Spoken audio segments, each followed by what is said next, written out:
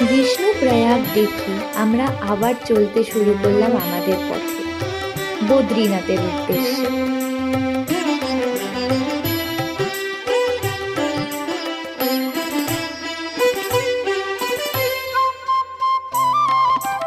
কিছুক্ষণের মধ্যেই আমরা এসে পৌঁছালাম পবিত্র বদ্রীনাথ ধামে।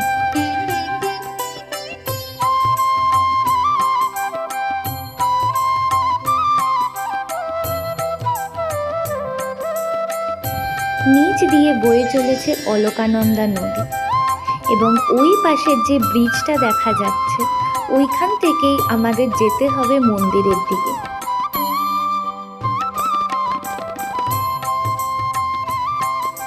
চারপাশ ঘেরা বরফ আবৃত উঁচু উঁচু পাহাড়ে।